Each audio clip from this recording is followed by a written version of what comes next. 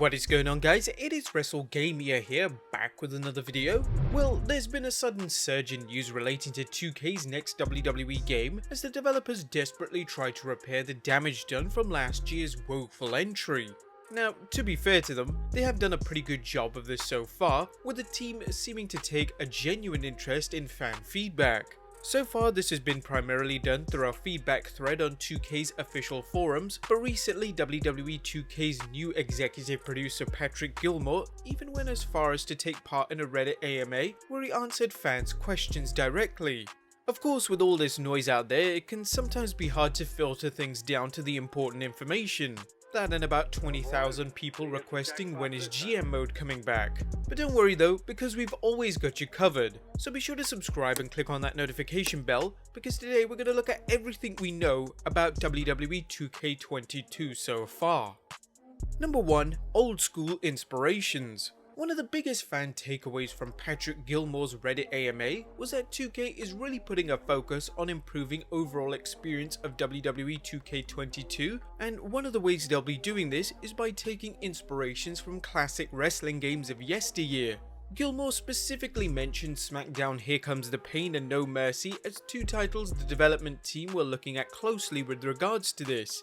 Of course, these are arguably the two most beloved wrestling games in existence and often compete with each other in fans' minds for the title of the best wrestling game ever.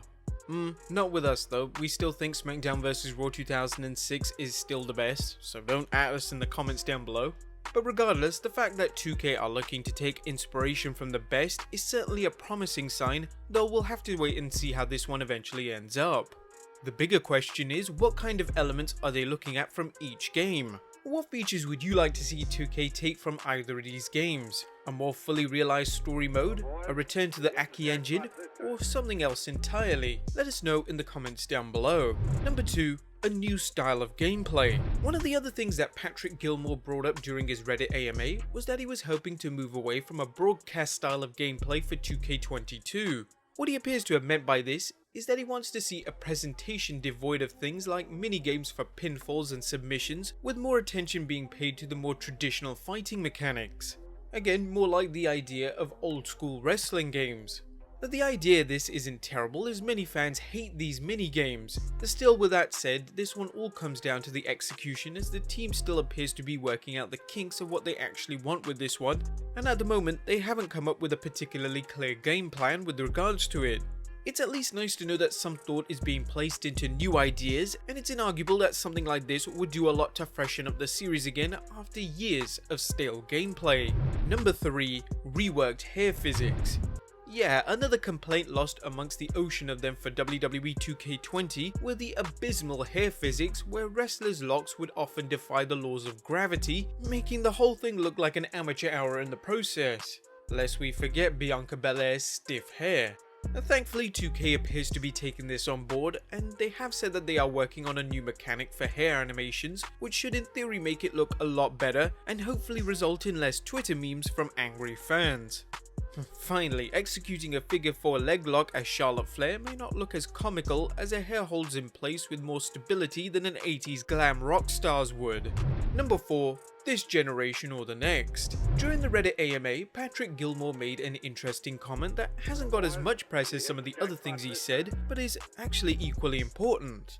He talked about how when the PlayStation 4 and Xbox One first came out, the company struggled to get to grips with the new technology, and as a result of this, put out some subpar games earlier on. 2K15. With this in mind, 2K is not willing to commit to WWE 2K22 being on next generation consoles quite yet, and have said they may instead launch exclusively on current gen consoles, with possible ports coming later on. While this will be disappointing to some, we think it's actually a massive plus, as it shows how serious 2K is being not about wanting to put out a poor product again, and really wanting to make sure they know what they're doing before tackling the PlayStation 5 and Xbox Series X.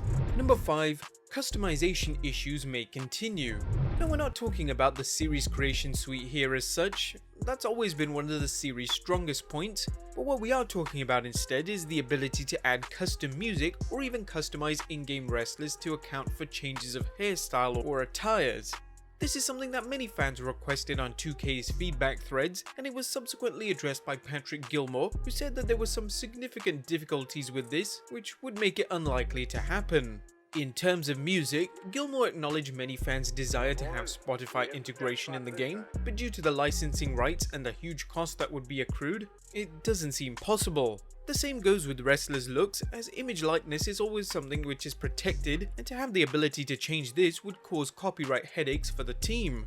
Now, Gilmore did say that they were open to working on this, but if it does happen, it's probably going to take a while to see any changes. Number 6. More player choice. Another positive to come out of the recent Reddit AMA was Patrick Gilmore telling fans that 2K22's My Career mode would be overhauled to place more of a focus on player choice. This will include multiple branching story paths to really make the player feel in control and to add a lot of replayability while they're at it. While it's not what fans really seem to want, which is a return to story modes of older games, it is a step closer towards that and a step up from the pretty linear My Career modes found in 2K19 and 2K20. The idea of making each playthrough feel somewhat unique shows care for the player experience, but it's another one that we'll just have to wait and see with, because we have been promised better story modes for a while now, and nothing has come up. Number 7. Better commentary. Perhaps somewhat contradicting his comment on moving away from a broadcast style, or possibly just exposing the vagueness of the term, Patrick Gilmore also told fans on Reddit that he wanted to add some more flourishes to both in-game commentary and crowd noises for 2K22, so as to make it feel more like a real WWE broadcast. The idea here seems to be commentary that flows better and doesn't rely on the same stilted and often disconnected sounding sound bites that pretty much every other wrestling game in the past has featured. Now, to be honest, we'll believe this one when we see it, as we're not sure any game company has managed to crack the commentary problem just yet, so this might be a little bit too ambitious. When it comes to crowd noises, better audio and better flow to their reactions would definitely be an improvement, as if we've learned anything from this pandemic era of wrestling, is that the crowd is so important to a wrestling match. And that is unless it's a stadium stampede or a boneyard match. In that case, it's somehow better. Number 8. Cross-platform capabilities. We've talked a few entries ago about how the great creation suite in WWE games has generally been. With its in-depth and numerous options, fans can often lose hours just playing around with it to make their own wrestler or even recreate other pop culture figures such as the Avengers or the Super Mario Brothers. Well, it looks as though 2K aren't content to rest on their laurels with this one, and in another attempt to win back fans, they're hopefully going to make it possible for community creations in 2K22 to be shared across platforms. This means your friend with a PlayStation console who created a really good Kenny Omega should now be able to make this downloadable for your Xbox One. This was apparently the most desired feature for fans when it came to community creations. It's not something we would have necessarily had at the top of our list, but it's great to hear that 2K are clearly listening. Number 9. Simplified controls. This one ties into somewhat the move away from the minigames in gameplay, but really deserves its own entry nonetheless. Patrick Gilmore has been open with fans about his desire to create a new philosophical foundation towards game controls for the future of the WWE series. Specifically, he feels they should be smarter about how controls work and that it should be intuitive enough so that even first-time players can pick it up and not have to worry about going through a difficult learning curve.